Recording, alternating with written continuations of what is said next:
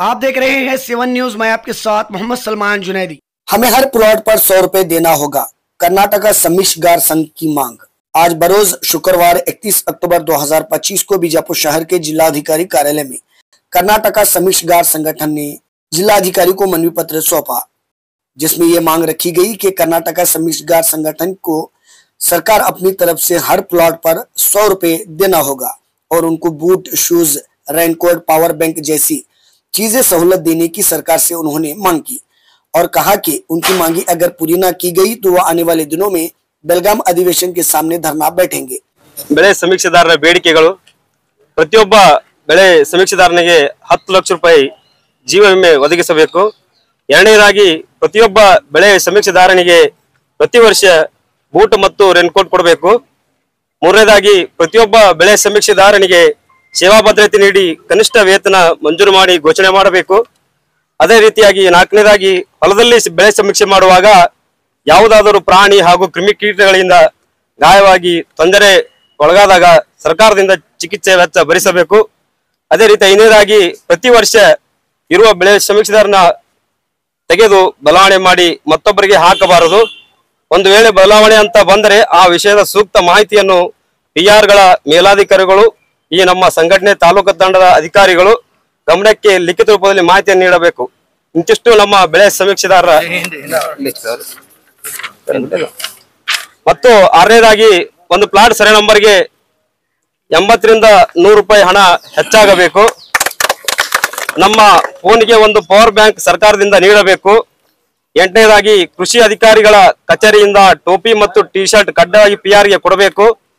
ಒಂಬತ್ತನೇದಾಗಿ ಬೆಳೆ ಸಮೀಕ್ಷೆ ಕಾರ್ಯನಿರ್ವಹಿಸುವ ನಮಗೆ ಅಹಿತಕರ ಘಟನೆಗಳಾದಲ್ಲಿ ಹಾವು ಮತ್ತು ಚೇಳ ಕಚ್ಚಿದಾಗ ಪ್ರಾಣಿಗಳಿಂದ ದಾಳಿಯಾದಾಗ ಮೃತಪಟ್ಟರೆ ಅವರ ಕುಟುಂಬದ ವಾರಸುದಾರರಿಗೆ ಅನುಕಂಪದ ಆಧಾರದ ಮೇಲೆ ನೇಮಕಾತಿ ಮಾಡಿಕೊಳ್ಳಬೇಕು। ಹತ್ತನೇದಾಗಿ ನಮಗೆ ಒಂದು ವರ್ಷದಲ್ಲಿ 3 ಬಾರಿ ಅಂದರೆ 2-3 ತಿಂಗಳು ಮಾತ್ರ ಕೆಲಸ ನೀಡಲಾಗುತ್ತದೆ। ಆದ ಕಾರಣ ಎಲ್ಲಾ ಪಿಆರ್ಗಳಿಗೆ ದಿನಗೂಲಿ ಕಾರ್ಮಿಕರೆಂದು ಘೋಷಣೆ ಮಾಡಬೇಕಾಗಿ ವರ್ಷ ಪೂರ್ತಿ ಕೆಲಸ ನೀಡಬೇಕು। ಇಲ್ಲವಾದಲ್ಲಿ ಪ್ರತಿ ತಿಂಗಳು 10 ರಿಂದ 15 ಸಾವಿರ ರೂಪಾಯಿ ಸಹಾಯಧನ ನೀಡಬೇಕಾಗಿ ಈ ನಮ್ಮ ಬೇಡಿಕೆಯನ್ನು ತಾವು ನೆರವೇರಿಸಿದಲ್ಲಿ ನಾವುಗಳು ಮುಂಬರುವ ದಿನಗಳಲ್ಲಿ ದೊಡ್ಡ ಮಟ್ಟದ ಹೋರಾಟ ಮಾಡುತ್ತೇವೆ ಎಂದು ಈ ಮೂಲಕ ನಮ್ಮ ವಿಜಯಪುರ ಜಿಲ್ಲಾ ಬೆಳೆ ಸಮೀಕ್ಷೆದಾರರ ತಂಡದ ವತಿಯಿಂದ ಹಾಗೂ ಕರ್ನಾಟಕ ಬೆಳೆ ಸಮೀಕ್ಷೆ ತಂಡದ ವತಿಯಿಂದ ನಮ್ಮ ಡಿಸಿ ಅವರಿಗೆ ಮನವಿ ಕೊಡಕ್ಕೆ ಬಂದಿವೆ ಅಂತ ಹೇಳಿ ಮಾತು ಮುಗಿಸ್ತೇವೆ।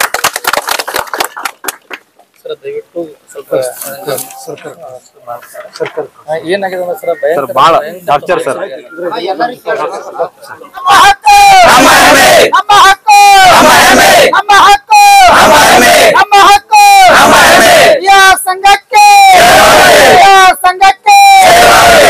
इस अवसर पर कर्नाटका समिश्रगार संगठन के लोगों ने हमारे माध्यम से बात करते हुए और क्या कुछ कहा है, सुनिए।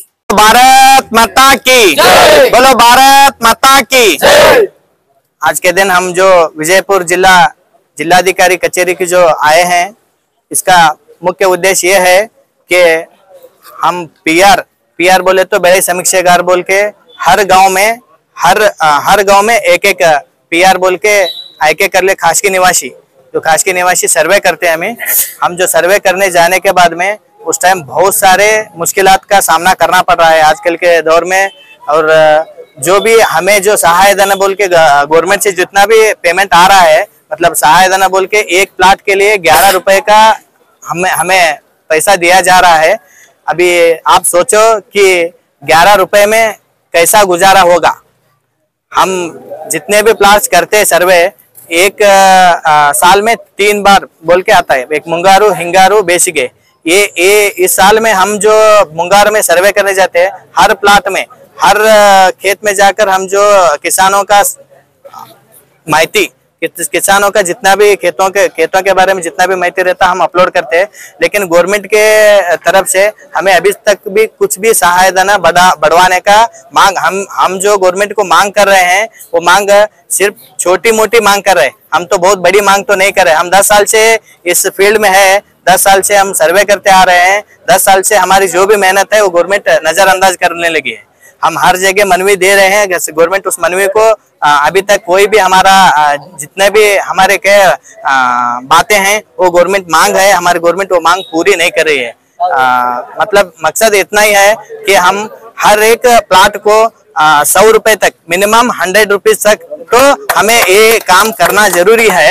और दूसरी बात है कनिष्ठ एक सैलरी, फिक्स सैलरी या कनिष्ठ बोल के एक जैसा ही हाईकोर्ट आदेश के हिसाब से हम 10 साल में 10 साल तक जो भी फील्ड में आप काम करोगे वहां पे कायम नियम का कर लेना कर बोल के आदेश है।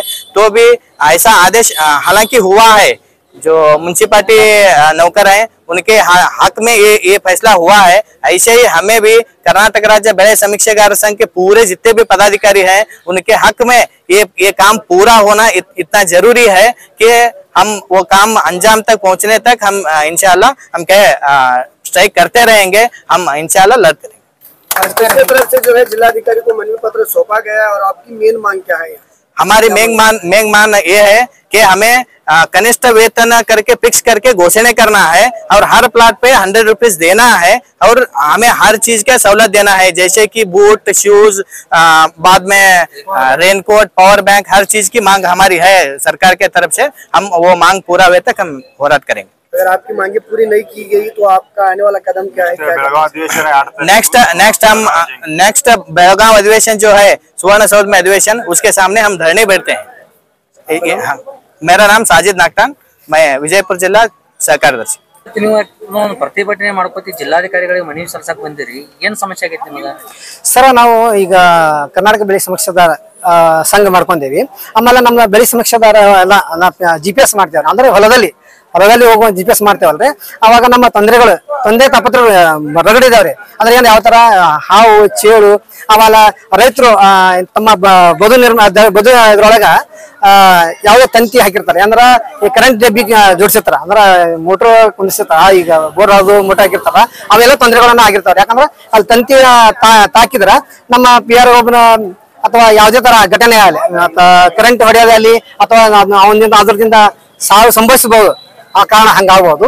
ಅದ್ರ ಸಂಬಂಧ ಯಾಕಂದ್ರೆ ಈ ನಾವು ಬೆಳೆ ಸಮಸ್ಯೆ 7-8 ವರ್ಷದಿಂದ ಮಾಡ್ಕೊತ ಬಂದೇವಿ. ಇಲ್ಲಿವರೆಗೆ ನಮ್ಗೆ ಯಾವ ತರನು ನಮ್ಗೆ ಯಾರು ಇಲ್ಲ. ನಮ್ಮ ಬಿಜಾಪುರ ತಾಲೂಕಿನ ಒಂದು ಮಿಂಚಳ ಗ್ರಾಮದ ವ್ಯಕ್ತಿ ಯಾರು ವ್ಯಕ್ತಿ ಹೆಸರು ವಸಂತ್ ಪವಾರ್. ಆ ವ್ಯಕ್ತಿಗೆ ಹಾವು ಕಡಿದ್ರು ಯಾವ ಅಧಿಕಾರಿಗಳನ್ನ ನಮ್ಮ ಸಂಬಂಧಪಟ್ಟಂತ ಅಧಿಕಾರಿನ ಯಾರು ಸ್ಪಂದನೆ ಮಾಡಲಿಲ್ಲ. ಆ ವ್ಯಕ್ತಿಗೆ ಅಲ್ಲಿವರೆಗೆ ವ್ಯಕ್ತಿ ಆಗಲಿಲ್ಲ, ಅದು ಸ್ಪಂದನೆ ಮಾಡಲಿಲ್ಲ, ಏನೂ ಆಗ್ಲಿಲ್ಲ. ಅಂದ್ರೆ ಮುಂದೆ ನಮ್ಮ ಎಲ್ಲಾ PR-ಗಳಿಗೂ ಇದೇ ತರ ಆದ್ರೆ ಏನು ಮುಂದಿನ ಗತಿ? ಸರ್ಕಾರ ಯಾಕೆ ನಿರ್ಲಕ್ಷ್ಯ ವಹಿಸ್ತಾ ಇದೆ ನಿಮ್ಮನ್ನ? ಸರ್, ನಾವು 3 ತಿಂಗಳ ಕೆಲಸ ಮಾಡ್ತೇವೆ ಅನ್ನೋದು ಅದ್ರ ಸಂಬಂಧ ನಮ್ಗೆ ಏನಾದ್ರ ಈ ನಿರ್ಲಕ್ಷ್ಯ ವಹಿಸಬೇಕಾಗ್ತದ್ರಿ. ನಮಗೆ ಯಾಕೆ ನಾವು ವರ್ಷಗಟ್ಟಲೆ ನಾವು ಮಾಡ್ತಾ ಇದ್ದೇವೆ. ಅಂದ್ರೆ ವರ್ಷಗಟ್ಟಲೆ 3 ತಿಂಗಳು ಅನ್ನೋದು ಅಷ್ಟೇ ಕರೆ ಎಲ್ಲರಿಗೆ. ಆದ್ರೆ ಎಲ್ಲರಿಗೂ 3 ತಿಂಗಳು ಅನ್ಸೋದು ನಮಗೆ ವರ್ಷಗಟ್ಟಲೆ ಮಾಡ್ತೇವೆ ನಾವು ಇದೇವಿ. ನಮ್ಗ ಮುಂಗಾರು, ಹಿಂಗಾರು ಅಥವಾ ಬೇಸಿಗೆ ಈ 3 ಟೈಮ್ ಅಂದ್ರೆ 1 ವರ್ಷ ಆದ್ರೂ ನಮ್ಗ ಇದು ಏನಂತಾರ, ಈಗ ರೈತರಿಗೆ ಈ ಬೆಳೆ ಪರಿಹಾರ ಕೊಡ್ಬೇಕು ಅಥವಾ ಇನ್ಸೂರೆನ್ಸ್ ಕೊಡ್ಬೇಕು. ಏನೋ ಇನ್ಸೂರೆನ್ಸ್ ಪರಿಹಾರ ಬರ್ಬೇಕಂದ್ರೆ ನಾವು ಮಾಡಿದ GPS ಅದು ಎಲ್ಲಾನು ಕಂಪ್ಲೀಟ್ ಅಂದ್ರೆ ಸರ್ಕಾರ ಅದು ಇದು ಏನಂತಾರ ನಮ್ಮ ಡಾಟಾ ಆಧಾರ ಮೇಲೆ ಬೇಸ್ ಮೇಲೆ ನಮ್ಗೆ ಪರಿಹಾರ ಎಲ್ಲ ರೈತರಿಗೆ ಸಿಗ್ತದ್ರಿ. ನಾವು ಮಾಡಿಲಿಕ್ಕಂದ್ರ ಅವ್ರ ಏನಿಲ್ಲ. ನಿಮ್ಗೆ ಒಂದ್ ದಿನಕ್ಕೆ ಗೌರವಧನ ಎಷ್ಟು ಕೊಡ್ತಾರೆ? ಒಂದ್ ಪ್ಲಾಟಿಗೆ 10 ರೂಪಾಯಿ ಅಂತ ಕೊಡ್ತಾರೆ. 10 ರೂಪಾಯಿ ಇವಾಗ 11 ಅದೇ ನಾವು ಇದು ಸಂಘಟನೆ ಮಾಡಿದ ನಂತರ 11 ರೂಪಾಯಿ ಕೊಡ್ತಾರೆ. ಒಂದ್ ಗಣತಿ ಮಾಡೋರ್ಗೆ ಒಂದ್ ಮನೆಗೆ 100 ರೂಪಾಯಿ ತಿರುಗಾಡಿ ಇಲ್ಲ. ನಾವು ಸರ್ಕಾರ ಗಮನಕ್ಕೆ ಯಾಕೆ ತಂದಿಲ್ಲ ಇಷ್ಟು ವರ್ಷ ಆದ್ರೂ ನೀವು? ಸರ್, ಇದು ಈ ಸಂಘಟನೆ ಅದರ ಅಲ್ಲಿ ತಾಲೂಕದಾಗ ಮಾಡಿದಾರೆ. ತಾಲೂಕದಾಗ ಮಾಡಿದ್ರು ಅಲ್ಲಿದಲ್ಲೇ ಏನೋ ನಮ್ಮ ಡೆಸ್ಟ್ಬಿನ್ ಆಗಿ ಮಾಡ್ಕೊಂಡ್ಬಿಟ್ಟಾರೆ ಅಧಿಕಾರಿಗಳು. ನಮ್ಮನ್ನ ಪೇಪರ್ಸ್ ರೆಸ್ಪಾನ್ಸ್ ಮಾಡಿಲ್ಲ. ಅದೇ ನಮ್ಮ ಕೊಟ್ಟಂತ ಮನವಿ ಕೊಟ್ಟರು ಸಹ ಡಸ್ಟ್ಬಿನ್ ದಾಗ ಉಳಿದು ನಮ್ಗೆ ಅಲ್ಲಿ ಕೈ ತೊಳ್ಕೊಂಡ್ಬಿಟ್ಟಿದ್ದಾರೆ. ಮುಂದಿನ ಹೋರಾಟ ಯಾವ ತರ ಇರ್ತದೆ ಸರ್? ಮುಂದಿನ ಈಗ ಇಲ್ಲ ಈಗ DC ಅವರಿಗೆ ಮನವಿ ಕೊಟ್ಟಿವಿ. ಅದರಲ್ಲಿ ಒಂದ್ ಯಾವ್ದಾರ ನಮ್ಗ ಇದು ನಮ್ಗ ಸೊಲ್ಯೂಷನ್ ಸ್ಪಂದನೆ ಮಾಡಿದ್ರ ಅದರಲ್ಲಿ ನಮಗ ಏನಾರ ಒಂದು ಸರ್ ನಮಗ ನೋಡಿ ಸರ್, ಮೊದಲಿಗೆ ಒಂದೇದು ಜೀವ ವಿಮೆ ಅಂದ್ರೆ ನಮ್ಮ ಜೀವಕ್ಕೆ ಯಾರ ಹಾನಿ ನಮ್ಗೆ ಯಾರು ಇಲ್ಲ. ಅಂದ್ರೆ ನಾವು ಹೊಲದಲ್ಲಿ ಹೋದರೆ ಯಾರು ಇರೋದಿಲ್ಲ. ಆ ಸಂದರ್ಭದಾಗ ಹಾವರ ಕಡಿಲಿ ಅಥವಾ ತೋಳ್ಯಾರ ಬರ್ಲಿ ಅಥವಾ ನಮ್ಗ ಚೇಲ್ ಕಡಿಲಿ ಅಥವಾ ಯಾವುದೇ ಒಂದು ಪ್ರಾಣಿಗಳ ಹಾನಿ ಆದ್ರೂ ನಮ್ಗೆ ಏನೋ ಜೀವಕ್ಕೆ ಹಾನಿ ಆದ್ರ ಅದಕ್ಕ ಜೀವ ವಿಮೆ ಕೊಡೋದಂತ ನಾವು ಮನವಿ ಕೊಟ್ಟಿದ್ದೇವೆ ಸರ್. ಆಮೇಲೆ ಎರಡನೇದಾಗಿ ನಮ್ಗ ದಿನಗೂಲಿ ಕಾರ್ಮಿಕರನ್ನಾಗಿ ಮಾಡ್ಬೇಕಂತ ನಮ್ಮದು ಮನವಿ ಕೊಟ್ಟಿದ್ದೇವೆ ಸರ್. ಆಮೇಲೆ ಇನ್ನೊಂದೇನೆ ನಮ್ದು ಏನಾದ್ರು ಇಲ್ಲ ಇವ್ ನಮಗ ಅದು ಯಾವ್ದೇ ತರ ಇಲ್ಲ ಯಾವ್ದೇ ತರ ನಮಗ ಪ್ರಾಣಿ ಹಾನಿ ಆಗಿ ಅರ್ಧಂಬರ್ಧ ಕಡ್ದು ಉಳಿದ್ರ ಅಂದ್ರ ಅವನಿಗೆ ಸರ್ಕಾರದಿಂದ ಅವನ ದವಾಖಾನೆ ವೆಚ್ಚನೂ ಕೊಡ್ಬೇಕು ಈ ತರ. ಸರ್ ಇವಾಗ ನಾವು ಎದ್ರಲ್ಲಿಲ್ಲ, ನಾವು ಅರ್ಧ ಆಫೀಸ್ 2 ಕಡೆ ಇದೆ ಸರ್. ಅಲ್ಲ ನಮ್ಗ ಜಂಟಿಯಾಗಿ ತಗೊಂಡ್ರ ಸರ್, ನಮ್ಗೆ ಜಂಟಿಯಾಗಿ ಅಂದ್ರೆ ಒಂದು ಕೃಷಿ ಇಲಾಖೆ ಒಂದು ಕಂದಾಯ ಇಲಾಖೆ 2 ಕಡೆನೂ ನಾವು ಕೆಲಸ ಮಾಡ್ತಾ ಇದ್ದೇವೆ. ಎಲ್ಲಿ 2 ಕಡೆ ಮಾಡ್ತಾ ಇದ್ದೇವೆ ನಾವು. ಯಾವ ತರ ಎಲ್ಲಿದೆ ಅನ್ನೋದು ಗೊತ್ತಿಲ್ಲ ನಂಗೆ ಆಗಿತ್ತು ಅದು. ಇವಾಗೇನು ಒಂದು ಐಡಿ ಕಾರ್ಡ್, ಇವಾಗ ಐಡಿ ಕಾರ್ಡ್ ಕೊಟ್ರು. ಐಡಿ ಕಾರ್ಡ್ ನಮ್ಗೆ ಕೃಷಿ ಇಲಾಖೆದಾಗ ಅಂದ್ರೆ ನಾವ್ ಇವಾಗ ಕೃಷಿ ಇಲಾಖೆದವರೇ ತನ್ನಬಹುದು. ಕೃಷಿ ಇಲಾಖೆದವ್ರು ಅಲ್ಲಿಂದ ಈ ಮೊದಲು ಏನು ಇಲ್ಲ, ಇದೇ ಫಸ್ಟ್ ಮನವಿ ಕೊಟ್ಟಿದ್ದಾರೆ. ಈಗ ಒಂದು 6-7 ತಿಂಗಳಾಯ್ತು ನಾವು ಮನವಿ ಕೊಟ್ಟಿದ್ದೇವ್ರಿ. ಅದಕ್ಕೇನು ಸ್ಪಂದನೆ ಆಗಿಲ್ಲ. ಇವಾಗ ಮತ್ತೆ ರೀಸೆಂಟ್ ಆಗಿ ಇಷ್ಟ ನಮ್ಮ ಎಲ್ಲಾ ತಾಲೂಕು ಅಂದ್ರೆ 13 ತಾಲೂಕು ಕೂಡಿಕೊಂಡು ನಾವು ಈಗ ದೇಶವ್ರಿಗೆ ಮನವಿ ಕೊಟ್ಟಿದ್ದೇವೆ. ಈ ಮನವಿ ಒಳಗ ನಮಗ ಸ್ಪಂದನೆ ಸಿಕ್ತು, ನಾವು ಏನು ಮಾಡಲ್ಲ. ಅದು ಸ್ಪಂದನೆ ಸಿಗ್ಲಿಲ್ಲ ಅಂದ್ರೆ ದೊಡ್ಡ ಹೋರಾಟ ಮಾಡ್ತೇವೆ. ನರಸಪ್ಪ ನಾವಿ ಜಿಲ್ಲಾಧ್ಯಕ್ಷರು. ನಾನು ಸೈಲೆಂಟ್ ಆಗಿ ಹೋಗುವಂತ ಮನುಷ್ಯ. PR ಗಳ ಡ್ಯೂಟಿ ಮಾಡೋ ಸಂದರ್ಭದೊಳಗೆ ಸೈಲೆಂಟ್ ಆಗಿ ಹೋಗ್ತಾರೆ. ಯಾರು ಸ್ಪೀಡ್ ಆಗಿ ಗಡಬಡಾಗಿ ಅವಸರ ಮಾಡಿ ಹೋಗಲ್ಲ. ಎದಿ ಯಾವ ರೀತಿ ಹೊಡ್ಕೊತದಪ್ಪ ಅಂದ್ರೆ ಮಿನಿಮಮ್ ಮನುಷ್ಯ ಒಂದು 30-40 ಸ್ಪೀಡ್ ಒಳಗೆ ಓಡಿ ನಿಂತಾಗ ಯಾವ ರೀತಿ ಎದೆ ಬಡಿತದ ಆ ಥರ ಎದೆ ಬಡಿತ ಹೆಚ್ಚಾಗುತ್ತೆ.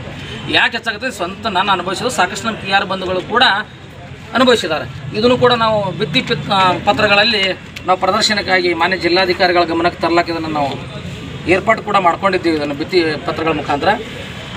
ಇನ್ನು ಹೆಚ್ಚು ಕಡಿಮೆ 2015 ಹಿಡ್ಕೊಂಡು ಪ್ರಾರಂಭ ಆದಂಥ ಒಂದು ಈ ನಮ್ಮ ಬೆಳೆ ಸಮೀಕ್ಷೆದಾರದ್ದು ಆಲ್ಮೋಸ್ಟ್ ಅಲ್ಲಿ ಇದು ಯಾವಾಗ ಒಂದು PRಗಳನ್ನೊಂದು ಆಯ್ಕೆ ಪ್ರಕ್ರಿಯೆ ಯಾವಾಗಪ್ಪ ಹೆಚ್ಚು ಕಡಿಮೆ 18-19 ಇದು ಹೆಚ್ಚಿನ ಪ್ರಮಾಣದೊಳಗೆ ಆದಂಥವು. ಅಲ್ಲಿ ಹಿಡ್ಕೊಂಡು ಇಲ್ಲಿ ತನಕ ನಮ್ಮ PR ಬಂಧುಗಳು ಕೆಲಸವನ್ನು ಮಾಡ್ತಾ ಇದ್ದಾರೆ.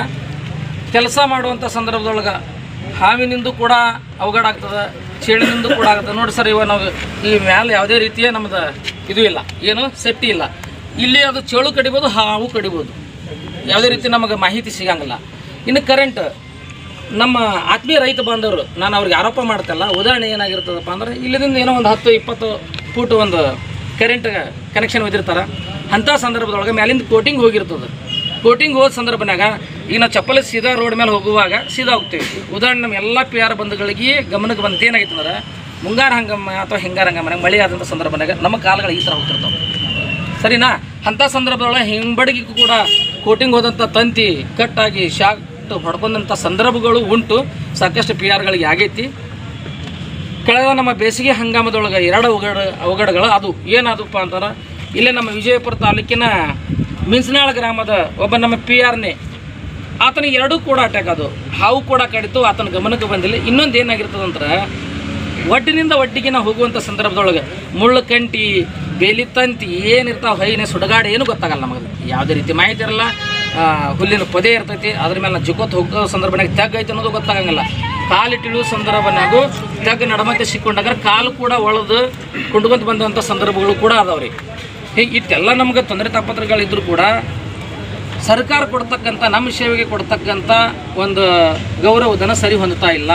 ದಯವಿಟ್ಟು ನಾವು ಭಾರತೀಯರದೇವಿ, ಭಾರತ ದೇಶದೊಳಗದೇವಿ, ಕಾನೂನಿನ ಚೌಕಟ್ಟದೊಳಗೆ ನಮ್ಮ PR ಬಂಧುಗಳಿಗೆ, ಇಡೀ ಕರ್ನಾಟಕದ PR ಬಂಧುಗಳಿಗೆ ಏನು ಒಂದು ಸರ್ಕಾರ ಮಟ್ಟಕ್ಕೆ ಗಮನಕ್ಕೆ ಮಾನ್ಯ ಜಿಲ್ಲಾಧಿಕಾರಿಗಳ ಕೈ ಜೋಡಿಸ್ಕೊಂಡು ಕೇಳ್ತೀನಿ ನಾನು. ವಿಜಯಪುರ ಜಿಲ್ಲೆ ಎಲ್ಲ ತಂಡದ ವತಿಯಿಂದ ಮತ್ತು ಕರ್ನಾಟಕ ರಾಜ್ಯದ PRಗಳ ವತಿಯಿಂದ ನಮ್ಮ ಜಿಲ್ಲಾಧಿಕಾರಿಗಳ ಮುಖೇನೇ ಇದೊಂದು